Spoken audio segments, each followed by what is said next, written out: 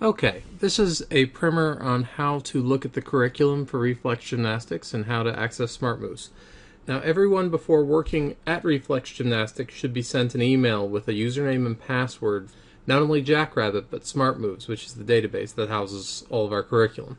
If you don't have that email, then you can just log into Jackrabbit, and this link right here in the announcements section should take you right to this, which is where we have basically all of our links to all of our different important things. Now, for Smart Moves, you're going to log in right here. And then once you go to Smart Moves, you're going to put in obviously your username and password. Now, once you've logged in, the names of all the different things are fairly obvious. We have preschool gymnastics and girls gymnastics and boys gymnastics. For girls gymnastics, should be beginner girls, intermediate, and advanced girls. Level 1 is going to correspond to beginner. Level 3 is going to correspond to intermediate. And level 5 is going to correspond to advanced. So if we go into beginner right here, we're going to get all the different weeks. Now, this is going to go from week 1 all the way up through week 16. You're going to need to correspond these weeks to what week the gym is at in its curriculum. I'll show you how to check that in just a moment. But let's say we're in week 1.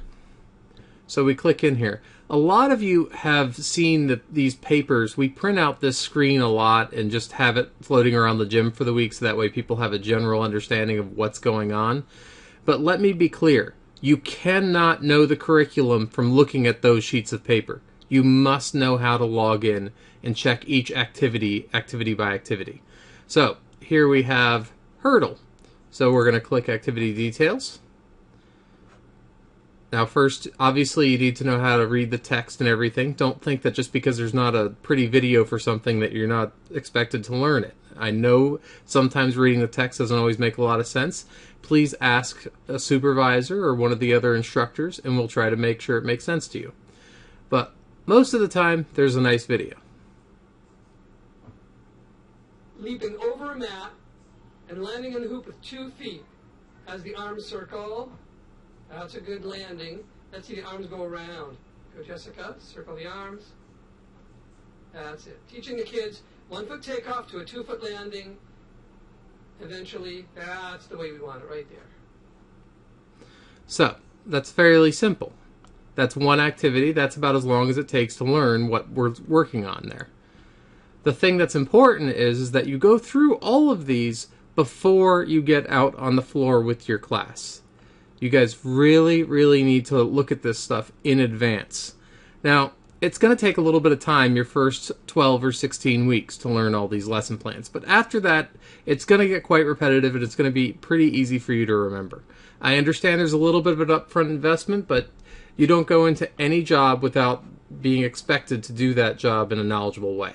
So we expect everyone to take some time and go through each and every activity before that lesson plan is expected to be executed of that week. So don't come in on Monday asking how everything works. And one last thing, how do we know what week we're on?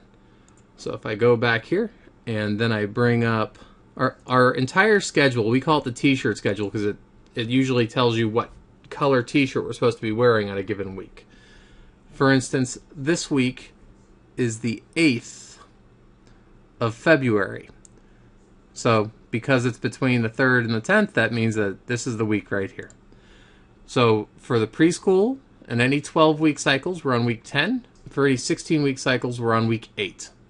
If we go back to Smart Moves, and then we look at the number of weeks that are in the cycle, we see it's a 16-week cycle. So this week is week 8.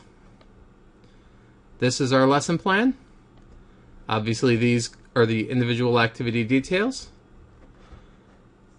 And we need to be thinking about knowing what's going to be next week for lesson 9, week 9. If anyone has any questions, as I said, please ask a supervisor or another instructor. Thank you.